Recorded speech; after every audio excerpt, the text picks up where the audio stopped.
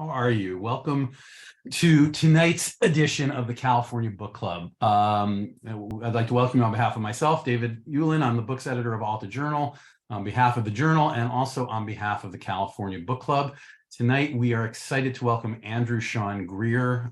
We'll be in conversation about his Pulitzer Prize-winning novel, Less, with California Book Club host John Freeman and our special guest, Michael Chabon. John and Andy will chat first. Michael will pop in about halfway through. It's quite the lineup for California Book Club tonight, and I want to thank everybody for being here. It's a real honor to have these writers talking about this marvelous novel. And speaking of exciting lineups, I've been given the green light to reveal our next 4 California book clubs, which include the 3 for the next quarter. Next month, on March 16th, we will be discussing Isabel Allende's novel, The House of the Spirits. And then on April 20th, Claudia Rankin will be here to discuss Citizen. On May 18th, Percival Everett will be at the California Book Club to discuss his novel Telephone. And on June 15th, Charles Yu will discuss his National Book Award winning novel, Interior Chinatown. So don't miss any of that. It's a pretty killer lineup, if you ask me, and I have no dog in this fight. Anyway, I want to briefly talk to you a little bit about the California Book Club and our partners. The California Book Club is a monthly book discussion with John Freeman as the moderator, discussing books of the new California canon. We couldn't do this without the help of a number of partner institutions, bookstores, libraries, publications, etc. So let me take a moment to thank Book Passage, Book Soup, Books Inc., Bookshop Westport's Hall, Diesel, a bookstore, Green Apple Books, the Huntington USC Institute on California and the West, the Los Angeles Public Library, the San Francisco Public Library, Narrative Magazine, Romans Bookstore, and Ziziva Magazine. Every month, our events and continuous content leading up to each club meeting are free. If you haven't had a chance to read through all the materials that we've posted about Less, you'll want to, and the other books that have been participants in the California Book Club. Don't miss essays from many contributors with reflections on tonight's work. There's an excerpt of Less. There's more. All of this is also included in our weekly California Book Club newsletter, which is also free, so please sign up. How can you support the work we do, bringing in-depth articles, essays, and interviews with authors like Andy Greer to you? Well, there's a sale for California Book Club members for just $50. You can get a year of Alta Journal, a California Book Club hat, and one of our upcoming California Book Club books. You can find that offer at altaonline.com/join, or also watch tomorrow's thank you email for a link to this deal. You can also simply join Alta as a digital member for just $3 a month. All of that being said, it's a real thrill to introduce tonight's event. I'm going to turn it over to John Freeman now and get the show underway. John? Thank you, David. Hello, everybody. It's wonderful to be back here for tonight's event with Andrew Sean Greer, who, as many of you know, who've been following his career the last almost 25 years, is one of the most dependable delivery systems for readerly pleasure. John Ashbery used to talk about the experience of experience as one of the quarries of poetry. And I think almost no one alive in America writes the experience of experience, especially of love, quite so well as Andrew Sean Greer. And one of the things Greer is so beautiful at doing is describing life in and around San Francisco, where he sometimes lives. And many of you will remember this lovely novel, The Confessions of Max Tivoli, which has a portrait of San Francisco in it in the early 20th century. The story of a marriage takes you to 1953 San Francisco. But for this installment of the California Book Club, we thought we would have the most San Francisco story of all, which is the story of someone who has to leave San Francisco because he's sick of it, and he's surrounded by people and ghosts who've been in his past. And as far as literary lore goes, I think this book, Less, which is a comedy about a fool whose lover is marrying someone else, who decides he has to leave town and get away from this marriage, and accepts every single lying around invitation he has been receiving as a novelist, and starts on a journey around the world, which he takes Odysseus-like and winds his way home passing his 50th birthday along the way. It is also fantastically one of the most exceptional Babe Ruth moments in literature, which is it is a novel about an eclipsed novelist who was married to someone who won the Pulitzer Prize, which in the course of telling its own story so well, won the Pulitzer Prize in 2018. Andrew Sean Greer joins us from New York City, where he's visiting a friend, but he will be back soon in California. Andy Sean Greer, please join us. Ah, what a great introduction. That was so charming. It is pretty amazing the fact that this is a novel set in the literary world in which the Pulitzer is so clearly going to be denied. Arthur Less, your hero, who when we meet him on page 1 is 49 and 3/4, who is about to interview a well-known novelist, which is one of the most thankless tasks, except for something like this, where you really adore the person you're talking to. And it goes on to win the Pulitzer. So I guess as a place to begin, I don't want to ask you what it was like to go to Disneyland, but can you take us back to your state of mind when you were writing this book? Because it is a departure from your previous books. It has a light as a kind of paper airplane tone. It is your first real comedy in a way. What was leading up to it that sort of pushed you into this new mode? I think the greatest sort of impetus for creativity for me is utter failure, or the perception of utter failure. And I think it's probably good for a lot of people, because then you just think nobody's watching and it doesn't matter anymore. I was sort of seeing, I had a great success with Max Tivoli, and then I sort of I don't know what happened, but it sort of felt like things were falling apart, and I had to scramble to pay the bills and things. And so I was working on a new novel, and I was just sort of I guess I'm just going to have a good time. If no one's reading, then I don't have to please anybody. I'm just, and it was a terrible mistake, because I would sit and think, should I tell this story? This is something that happened to me. It's a little personal. I was like, no one's going to read it. Doesn't matter. So I would just put it in. And now I look back at the novel and I'm like, oh my God, there's some stuff in there I shouldn't have published, but that was the fun of it.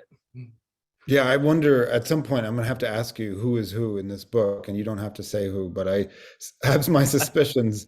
We follow Les, if you haven't read the book yet, down to Mexico, over to Turin, over to Germany, down to Morocco, and on to India and into Japan, and through a series of kind of literary gigs.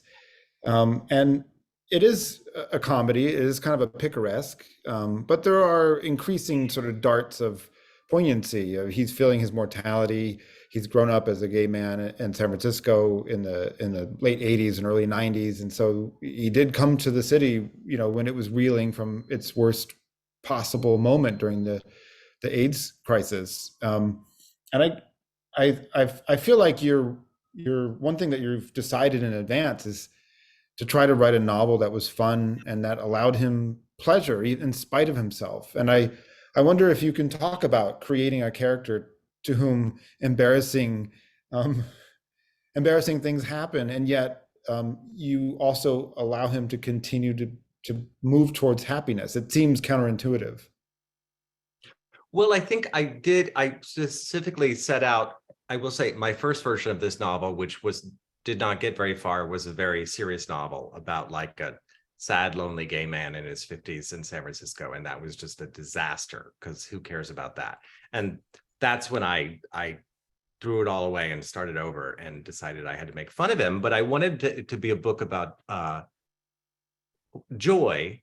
And I thought, well, God, that's terrible, construct for a novel. How do you get there? And I thought, well, you have to take everything away. You have to. The only way to get to joy is to hit the bottom somehow.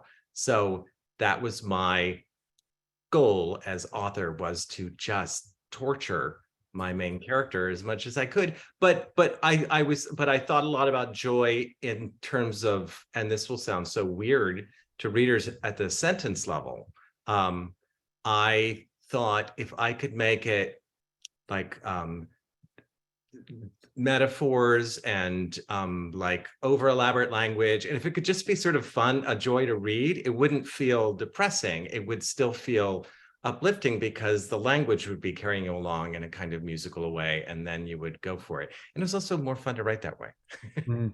Yeah, at one point you described the washing machine sound of the ocean. And throughout the book, there are these little detonations, like that sort of spark happiness in your head. And it almost feels like a different way of making images and metaphors. And it begins on the first page because you have this narrator who's off stage for most of the book. You don't really learn until the very end of the book who the narrator is. And so you bring the reader in from the very beginning into this kind of pack of collusion. Like, let's look at this person. Let's enjoy studying him. And I guess I would love if you could just take us to that early page so that we can feel kind of the delicious pleasure of watching someone almost miss his meeting. I gladly, and I should say, for a book like this, I probably wrote this pretty late in the book when I decided how I wanted to introduce it. And also, I like in a book where I kind of give away the ending at the beginning, but you as a reader never know. But people who've read the book, you can see, you kind of hints at things. From where I sit, the story of Arthur Less is not so bad. Look at him, seated primly on the hotel lobby's plush round sofa, blue suit and white shirt, legs knee crossed so that one polished loafer hangs free of its heel. The pose of a young man. His slim shadow is, in fact, still that of his younger self, but at nearly 50, he's like those bronze statues in public parks that, despite one lucky knee rubbed raw by school children, discolor beautifully until they match the trees. So has Arthur Less, once pink and gold with youth, faded like the sofa he sits on, tapping one finger on his knee and staring at the grandfather clock. The long patrician nose perennially burned by the sun, even in cloudy New York October. The washed out blonde hair, too long on the top, too short on the sides, portrait of his grandfather. Those same watery blue eyes. Listen, you might hear anxiety ticking, ticking, ticking away as he stares at that clock, which unfortunately is not ticking itself. It stopped 15 years ago. Arthur Less is not aware of this. He still believes at his ripe age that escorts for literary events arrive on time and bellboys reliably wind the lobby clocks. He wears no watch. His faith is fast. It is mere coincidence that the clock stopped at 6:30, almost exactly the hour when he is to be taken to tonight's event. The poor man does not know it, but the time is already 7:15. As he waits, around and around the room circles a young woman in a brown wool dress, a species of tweed hummingbird pollinating first this group of tourists and then that one. She dips her face into a cluster of chairs, asking a particular question, and then, dissatisfied with the answer, darts away to find another. Les does not notice her as he makes her rounds. He's too focused on the broken clock. The young woman goes up to the lobby clerk, then to the elevator, startling a group of ladies overdressed for the theater. Up and down Les's loose shoe goes. If he paid attention, perhaps he would have heard the woman's eager question, which explains why, though she asks everyone else in the lobby, she never asks it of him. Excuse me, but are you Miss Arthur? The problem, which will not be solved in this lobby, is that the escort believes Arthur Less to be a woman. It's such a great opening, and it leads to a question that one of the audience members already has, which is about who your influences are for comedy writing. Oh, that's a good question, because there's a lot of funny books, but there's not funny books that were helpful to me. Obviously, I think Penin was a big book for this one. It has the technique of the hidden narrator is one that Nabokov uses in that book. And he has lots of funny books, but his humor is often cruel. In Penin, I think there's something really lighter about it that I loved.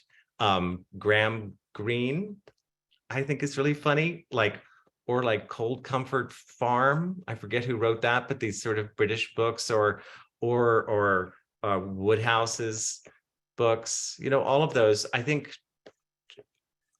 they're sort of more charming than funny, but those are related to me. They put you at ease. Someone asked about Ethan Morden. Do you know? I've never, I haven't read Ethan Morden in so long that I shouldn't report on it, probably since the like 1990. Mm. But Woodhouse is an interesting one because so much of the comedy in Woodhouse lives in the verbs.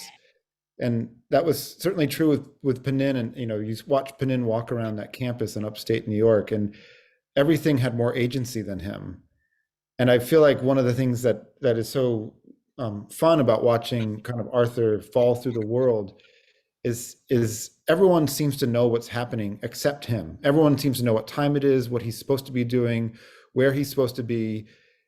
It just feels like you've kind of created a really lovely Bill Murray vehicle. If only Bill Murray was a little younger. Yeah, I know what you mean, but there's a Mr. Magooishness about it that he's sort of, I mean, I have a lot of, I probably don't like Arthur as much as a lot of readers do. That's why I'm able to torture him, because he's obviously similar to me in some ways and not in others. But I do like that he is totally innocent, meaning he's also like unaware of a lot of things a normal adult should know. And things go badly, but he comes out of them thinking like, I'm sure it's going to be better next time. And I find that really charming. I wonder if you could talk a little bit about just the portrait that the book is painting of literary worlds. This kind of international circuit of festivals. You've been on it for a number of years, having been translated for some time, and you also worked for the Baronessa in Italy. And I wonder if you could tell any stories from the crypt about what it's like to sort of work behind the scenes in that world, and what you had to maybe perhaps even leave out of this book because it was just either too scandalous, too ridiculous, or somehow not to the point of the comedy that you were trying to tell. Well, I don't have that many poorly behaving writers. I think there's one in Italy. And otherwise, he mostly sort of finds himself in the country without meeting that many writers. But when I was working at a literary residency and helping with a prize that they did there as well, I met a lot of people from around the world, and writers are mostly incredibly well behaved and charming, and just can't believe they've been taken to this new world. Because I think some readers, they read this book and they think, wow, what a glamorous life, he gets invited to all these things. But the strange thing is, like, a lot of writers get invited, and you only say yes if you're really desperate, because what it really involves is doing a lot of work for the people who get funding from their government to run a literary festival, and they don't care very much about you. So it's a work trip. Like what he's doing is accepting a lot of work trips that a wiser writer would turn down in order to get their writing done. And behind the scenes, you see a lot of people who don't care about writing in the literary world because they care about getting the grants. And you see a lot of writers who have traveled too much and said yes to too many of these things, and who speak perfect English but insist on a translator anyway because they just deserve one, and that kind of thing. It's easy to make fun of or angers a lot of ones with chips on their shoulder, about the prize that they haven't gotten a Nobel Prize yet or something like that. Yeah, and coming into it, Arthur's quite scrubbed of many of those barnacles of career grief. He feels them on the inside, but because he's grown up the younger lover of an older, well-known writer, he's seen all the bad behavior in advance, and so he's both prematurely old, but also not yet young. Not yet. He has not yet given up on his youth, and it's a very interesting kind of age to write into, because it allows him to feel like he's already missed out on his youth, but he doesn't want to be as comfortable as he could be as if he's middle-aged. And from the beginning of your writing life, you've always had these kind of time travel moments with age, and with you've had one character kind of aging in reverse. You've written yourself into middle life characters in your 20s. And I'm just curious, if you could talk before we bring on our special guest about writing time, about writing about, time as a subject, and time as a kind of space in which your character moves, and what that draws out of you as a novelist, and what your experiences, I guess, have been as a man. As you were writing this, you were not quite yet 50, and you must have had time on your mind. Yeah, it's hard for me to know exactly why, but I would have said even 15 years ago that my subject was love and the passage of time. And I think I would have said then that what interested me was how love changed over time. And now that more time has passed for me, I'm interested in people changing or not changing over time. Like, that's what I often realize. Well, because now you and I are old enough to run into someone we haven't seen in 20 years and to be shocked first that they're so old. And then we're like, oh, I must be old. And then a few seconds pass and then nobody's old anymore. Like, your mind does a whole thing. And I think for a long time, I'm really interested sitting on the subway, looking at people. And I see an old woman reading a book and a young woman reading a book. And I think those are the same person at different phases. Like, I think those are really similar women if they could just meet. But they're out of phase somehow. And maybe that's the slight sci-fi part of my brain that is interested in that. And then and less, which is not sci-fi at all, I got to do a sort of thought experiment of, what if you were always the young one in a relationship with someone older, and then you get to middle age, and because gay men, there isn't the power dynamic of male female, suddenly you're in this other mode, you're not used to it all. What would that feel like? Off-putting. Well, one of the lovely things that travels with you as a kind of comet trail is,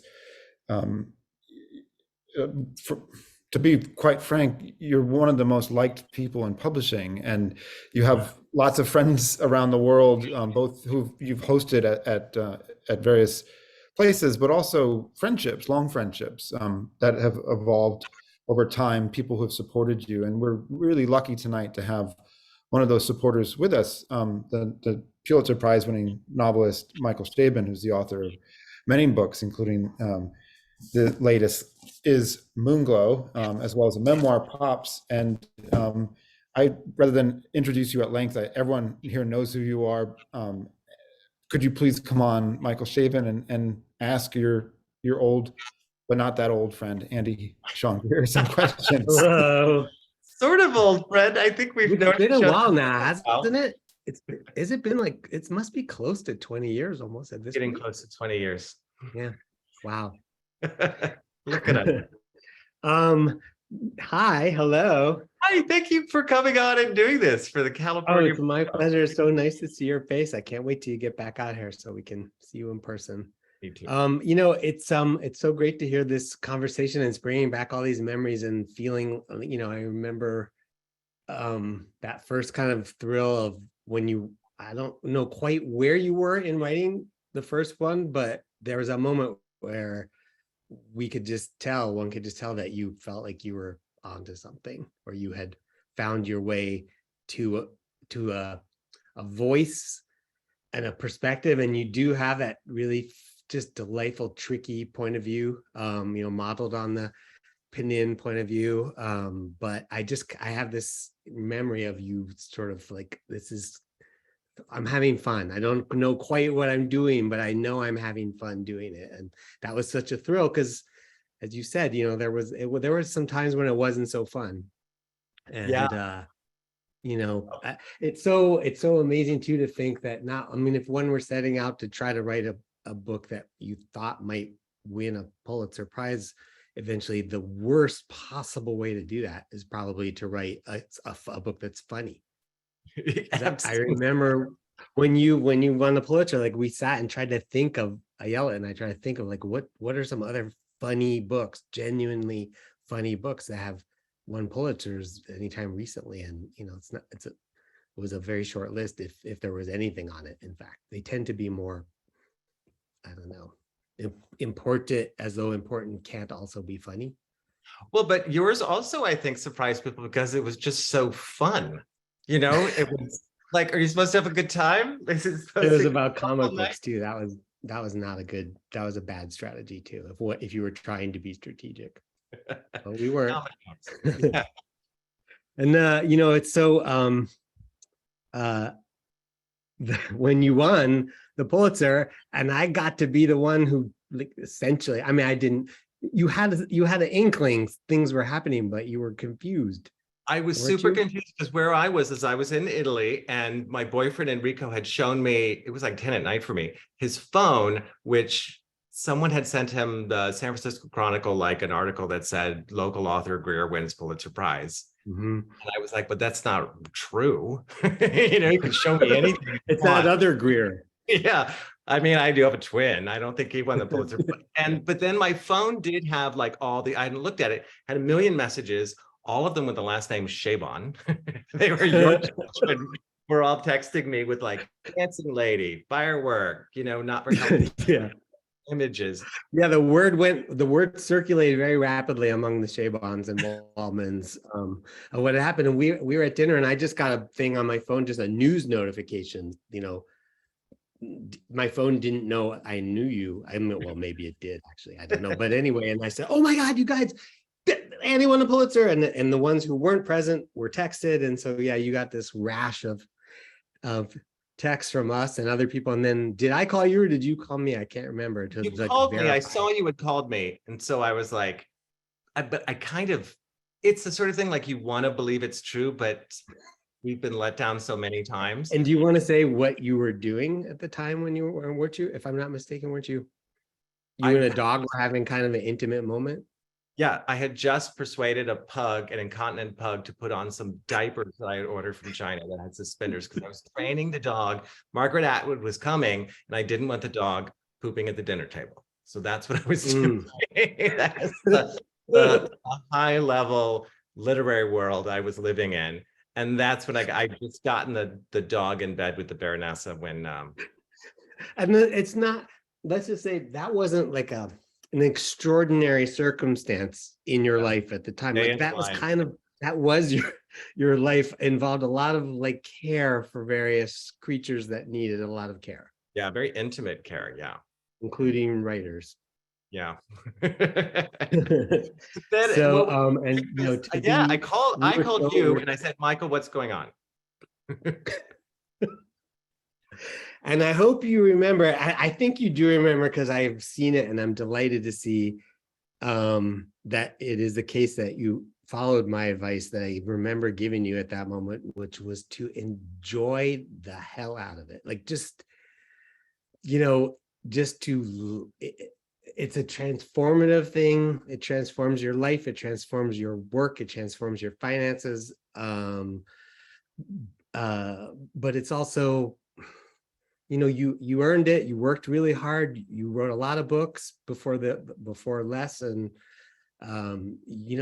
just to try to not worry about what it all means, or is it a contest and should we be giving prizes, et cetera, but just, it's a good thing. It's an unalloyed good thing, and just enjoy it. And it seems like you did, and you have been. And I always take advice. Yes. That was great advice. I remember you said there's no downside. There really is no downside. It's a good thing. And I always remember, and I probably told you this, that I went to see a screening of a movie a friend was working on at a little screening room right on Times Square in New York. And as I was coming out, it was getting dark, and I stood on the sidewalk and I looked up at the zipper, that news headline thing that goes around the building in Times Square. And I happened to look up, and right as I looked up, it said Pulitzer Prize winning author Eudora Welty, dead at 89 or however old she was. And just to realize, like, those three words, once they get attached to your name, they're there forever. and that's who she was there forever after. And, you know, it's remarkable. It was just so fun to have you call. You be the one who I talked to for that really bizarre, remarkable evening. I then broke into the Baroness's wine cellar and Good. I'm glad to hear it. had some red wine.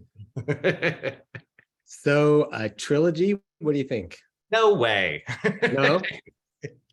Wait, I don't remember. If we asked you after the first one, if we'd said, is there going to be a sequel, would you have also said no way? Or would you I have said, definitely would have maybe? said no. You wouldn't have asked, because why would there be a sequel? Mhm. You know, I don't think you asked that it's like, it's not normal.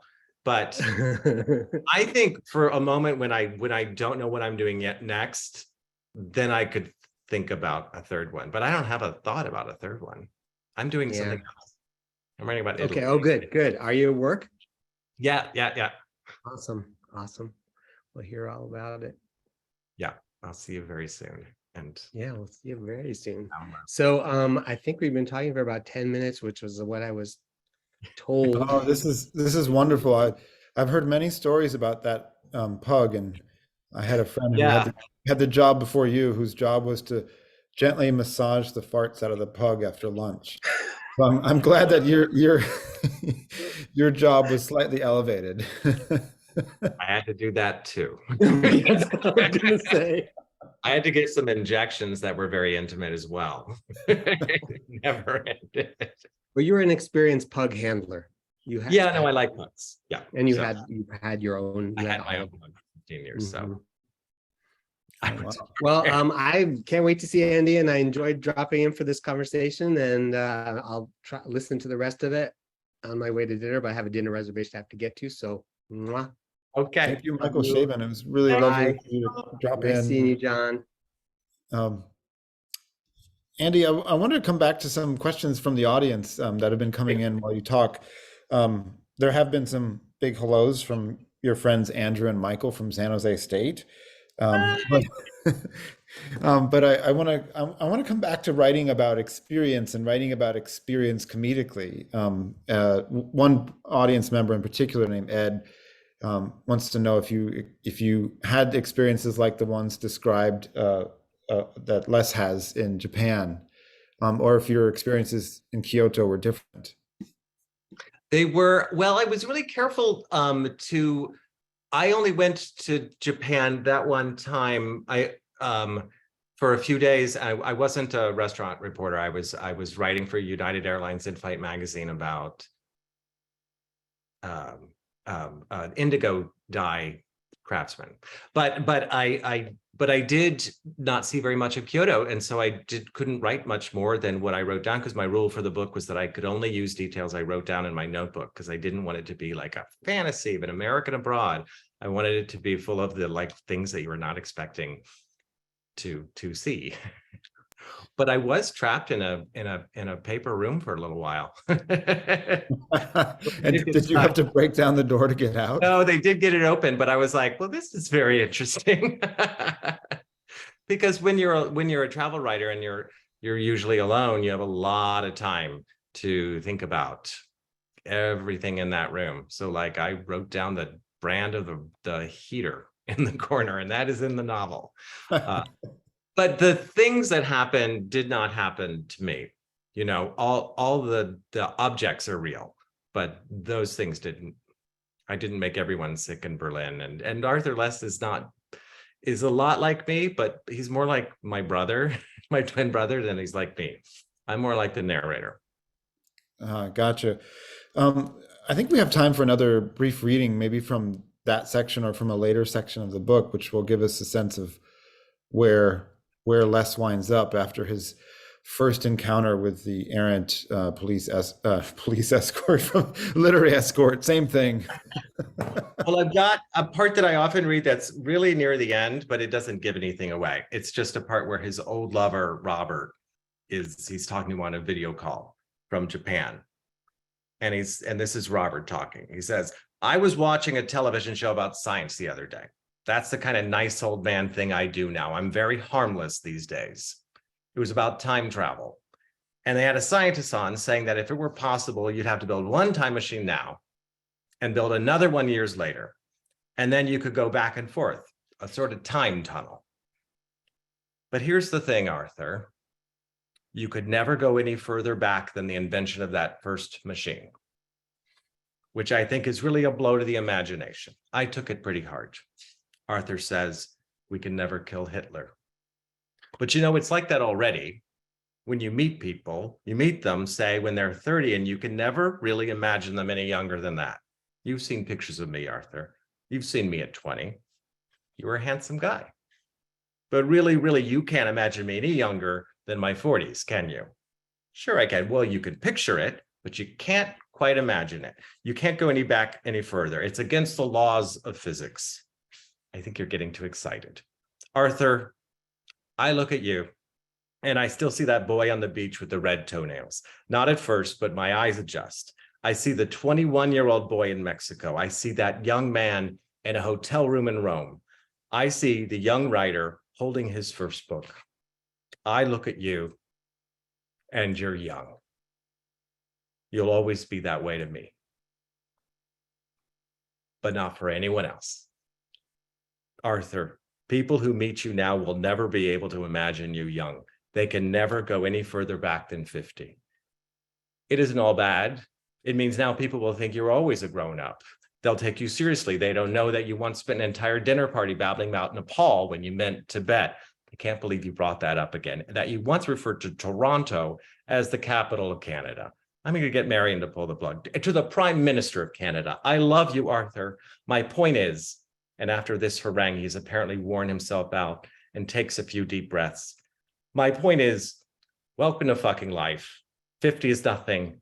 I look back at 50 and think, what was I so worried about? Look at me now. I'm in the afterlife. Go enjoy yourself. That's it. Oh, I'm so glad you read that section. It's one of my favorite sections of the book, because I'm still at the stage of my life where someone older is always saying, you know, you should go out and enjoy yourself. And yet I'm now at the stage, nearly 50, where everything is beginning to hurt. And I start to look at people and I think, I have t-shirts that are older than you. And I guess I want to ask you, if you can sort of see around yourself, like if you could look back to this man. Oh my God. Don't touch your hair. Besides haircuts, what else might you tell him starting out that Michael Chabon or someone else didn't tell you? Or what would you tell him to listen to that people were telling you? It's so hard because I think I would just tell him to be weird. I mean, to write, not to try to write to get into the New Yorker or to get to fit into some category, but to go for it. I mean, because that's what it took me a long time to learn. And it's because you can't calculate that kind of thing. Like, I'm going to write a book that everyone's going to love. Like, what would that be? That would be an awful book. Everyone's never going to love a good book. I'd have to tell him that. But what's hard is that you have to then be mature enough to know what you want to do, to know yourself, to be yourself. You have to somehow have access to who you are. And I think that guy in that photo clearly didn't, or he wouldn't have allowed that photo to be taken. Was there a moment where, as a person or as a writer, or both, I know they're not separable, that you started to feel at home in your own skin? And, you know, outside of the context of writing, you know, this is life stuff, but so much of the best books are about that. What was it that made you capable of feeling that way? Because that's what starts to settle on less in certain moments. Arthur less in this book, and you showed this kind of gradual accretion of a kind of acceptance for himself. You know, that is both coming from people from the outside, but is also coming from within. I mean, that's a deep question. I think, I mean, that's what the book is about for me, and that I somehow knew that and was able to give it to Arthur, and I think it's smart also to say that it's hard to separate the person and the author, because my emotional life exists in the writing, as you know, which is super weird. It should exist in other people or in me, but instead it's this strange external apparatus.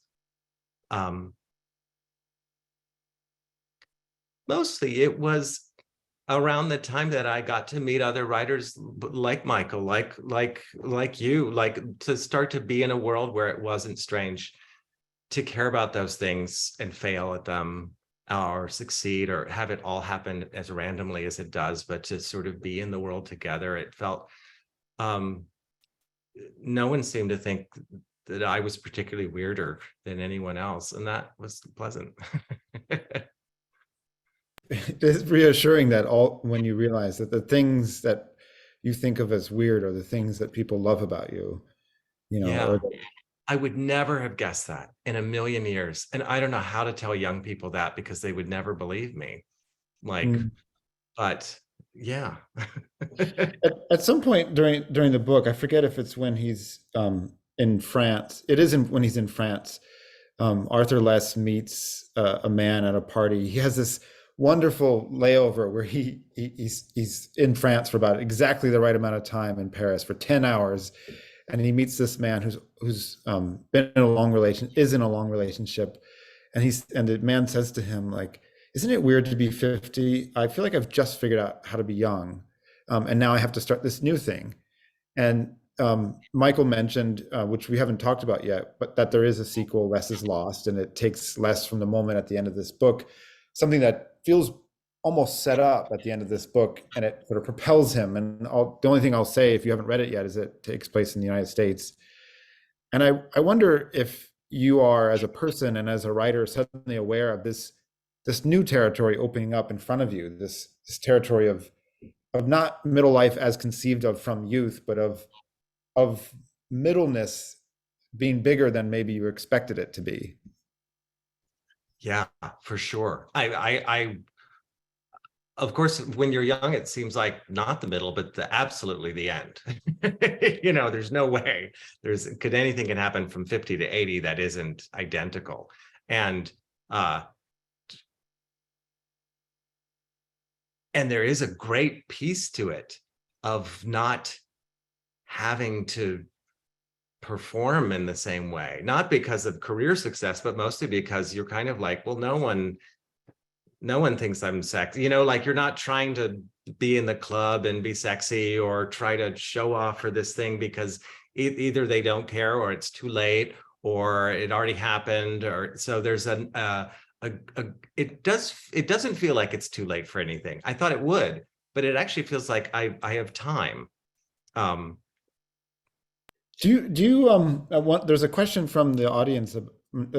I think it's a writer named Andrew Rowe, whose name sounds Hi. Yeah. Who's asking, and I'm glad he's asked this question, if you still write short stories, because I encountered you first with this book as a short story writer, and have since seen parts, I think, of books in the New Yorker. Do you still write in short form? Hardly at all. I don't think so. I think I wrote a short story. Usually between books, I'll write a short story or so, but I don't know that's my best form, or rather it just feels like a weird serial monogamy that's exhausting to me, to get to know each other and learn about their family, and then it's over in 2 weeks, sort of thing. That must be like a dating app experience. For me, it's too much to rev up the whole machine. And also, I think it's a very uniquely American experience, and I wonder if you could talk a bit about, writing this book presumably while you were living outside the United States or working on it, and what that told you about some of your presumptions of what a novel was, what a funny novel was, and what you should or shouldn't or ought to be doing was. Because one of the things that's very notable once you leave the United States is how few writers write short stories. It's a very peculiar genre to many people around the world when they look, obviously, Italian writers, French writers, Japanese writers all do it, but in America, everyone learns that way. And so there's this feeling of strange bewilderment when you arrive in adulthood as a writer or as a reader of serious writers, and you think, where did the short stories all go? I mean, I almost wish we could train on just a little longer, the novella. Like, I think, because that exists around the world. There's actually a lot more of that than we think there are. And I don't know, those are some of my favorites, because you could always just give it a whirl. In Italy, they certainly have a lot of great, what we would call novella. It's just whatever. It's the book that's the right length it is. But the short story is unique. I think, traveling a lot and living abroad, and certainly living at a writer's residency where it wasn't American writers talking about work, was incredibly humbling, as it often is for travel, to realize that our literature is not the center or the some great end point of literary evolution, but is slightly outside the norm of what other people are working on, often either very academic or super imaginative in ways that we would try to classify under science fiction or fantasy, but in other countries they don't work that way. That there's different intellectual traditions that you have to throw up your hands and start reading work in translation, which is mostly what I end up reading, because usually my friend Daniel Handler is kind of my personal librarian. He just will throw books at me. They're all in translation, and they're all eye-opening to what a book can be. This book is dedicated to him. I wonder if you could say why, other than friendship, or why this particular book. He has walked me through so many drafts of so many books, and it didn't end with this book, let me tell you. But with less in particular, he really was excited that he said it sounded like me at last. And because he's a funny guy, he was able to give me a lot of really good advice on, for instance, making the ending happen really, really fast. That in a funny book, you want it to kind of wrap up. And he was just essential to supporting me through it, and advising me on it. And I treasured his friendship for all time, but for this book in particular, he was great. It is one of the great solaces of working as a writer is that you may not you may not get the lucre of the world, but you sometimes end up with wonderful friends who you actually end up learning from. And I love how in this book you write into the book a kind of lesson about endings before the ending actually happens. You have Les remembering reading Proust over 5 summers and then coming to the end and feeling slightly ripped off because the last 200 pages was actually notes of the book. And so it's like I often felt in this book that you're heckling yourself from within the book, saying, all right, do this. And I wonder if that is actually true, or if that was just me sort of reading too much into the book. Oh, yeah. Yeah. I mean, you know what, I think it's hard to think like how much I really planned everything out. Mostly I would just think like, oh, that would be funny for me. Like I would just make lots of jokes for myself that are certainly nerdy or literary jokes that are in there. Like, but I can't promise they're complete. It's not like it tracks the Odyssey. It's just whenever something seemed like the Odyssey, I'm like, well, I should do more of that. Or I should mention other works of literature from around the world, because maybe that's something the narrator would know about, just because it's something I know about. So it was for the joy of it. It sounds so immature to say it, but every decision I made was, and I don't think I always did this before, was what would be fun if I got to read this book without having written it. Then I would say like, well, if I dangled them out of a window. I think slapstick is not something you see in literary fiction a lot. And I let myself do it because I just thought it would be fun to read that. Did you dangle out a window in Berlin once? Not as dramatically as that, but I did lock myself out and I did get in through the window. But I just, when I thought back about it, I was like, that was a stupid thing to do. One of the most slapstick things in the world is sex itself, and I was so impressed with how you handled writing sex in this book, because it is, you often provide just enough detail for it to be comedic and don't tip over into pornographic description or anything where you think, oh, okay, now it really is, too much information. And I guess I want to ask you about writing sex comedically, because, all of us have had awkward encounters. All of us have thought, oh my God, I can't believe that happened.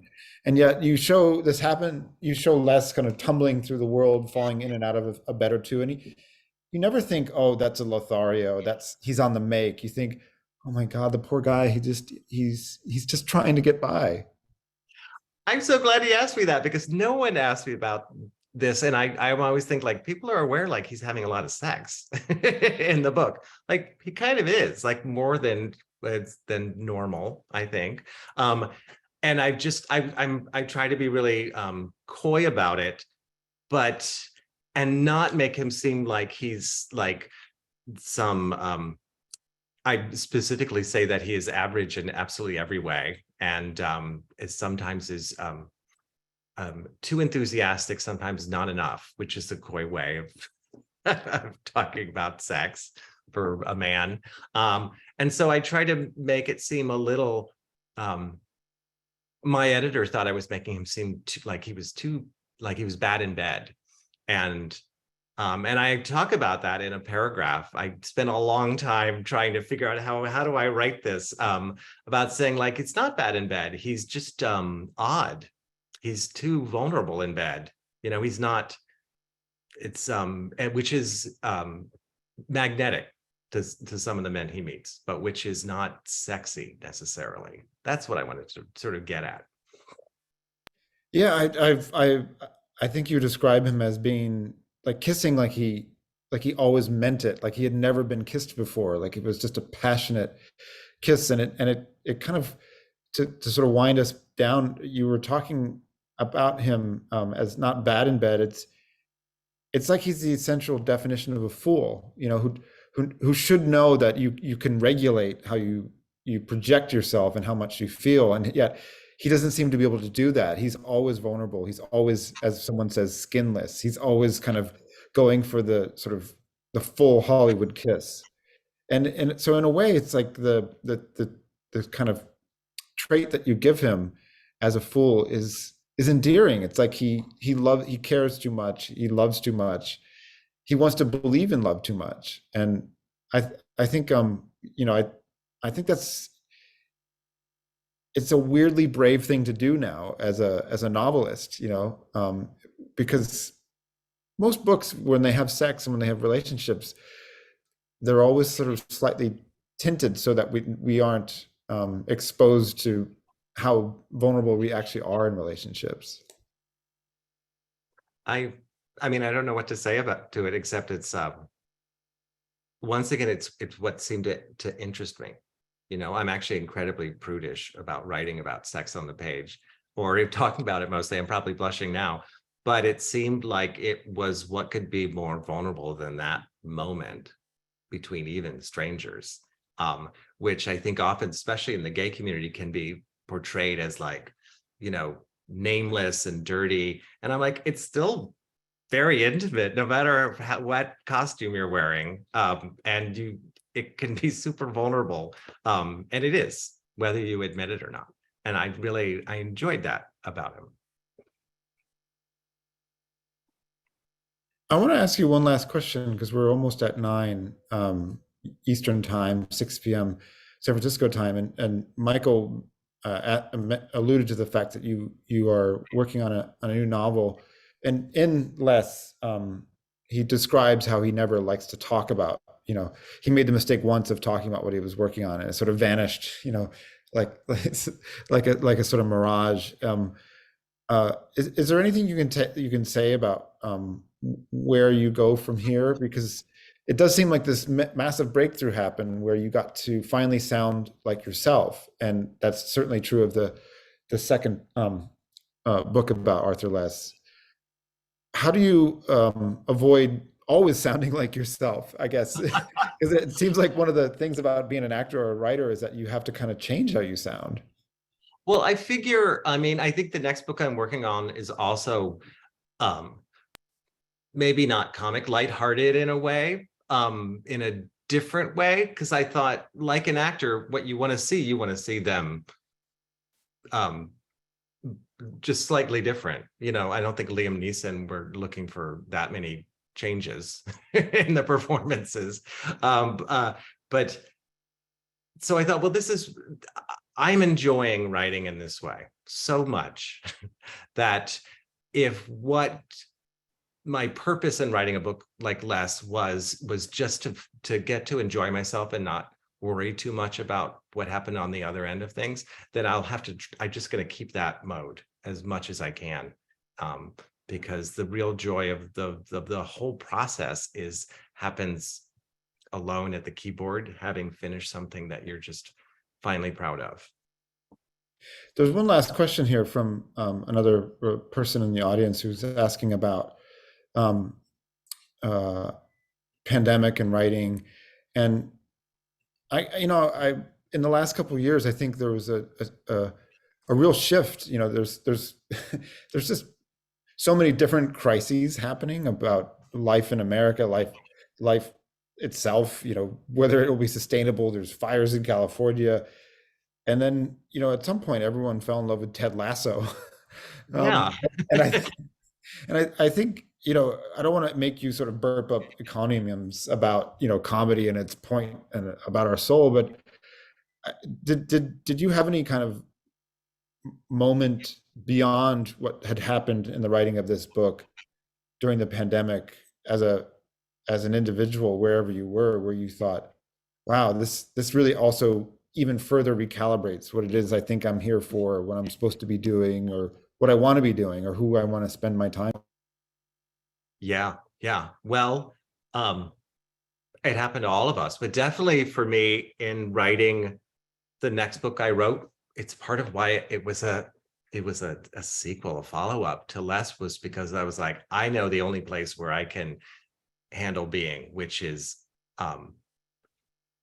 in a comic mode. Well, in a comic mode where I write about the scariest things there are for me. Because to me, I don't think it's obvious in these books to anyone else, but I'm writing about super scary stuff. You know, someone who came of age in the era of AIDS, and there's the generation above him of gay men all died, and so he doesn't know how to get old. I mean, I think that could be a really depressing novel, but it's not. It's actually the basis for the comedy of it. He doesn't know how to grow up. And I think I just kept writing that way because that is the only place I wanted to live in my head. Yeah. It's been such a pleasure to have you here and to For reread me. Less. And I'm so grateful you could give up a night. Thank you, everyone, for coming. It's been lovely to have such a huge crowd tonight. I hope you all go off and enjoy each other and enjoy your night and enjoy reading comedies. They are the hardest books to write, I think. That's why there's so few of them. There's very few. I think David or Blaze is going to come back on and give us some clues about what's coming up next and where to go. But Andy, it was so lovely to talk to you. It was a great time. Thank you. Thanks, John. Thanks, Andy. Thanks to both of you. Thanks to Michael as well. This was a remarkable conversation. I found myself taking notes and nodding along at various things, particularly the idea of making it weird. Embrace your weirdness. That's my takeaway. I want to let you all know that the interview was recorded and will be available at californiabookclub.com for anyone who wants to revisit it. I want to remind you all that next month on March 16th, we will be discussing The House of the Spirits with Isabel Allende. I want to remind you as well of the sale on Alta membership for California Book Club members at altaonline.com/join, or again, the $3 digital membership. Please participate in a 2-minute survey that will pop up as soon as we end the event. And stay safe. See you next month. Have a good night, everybody.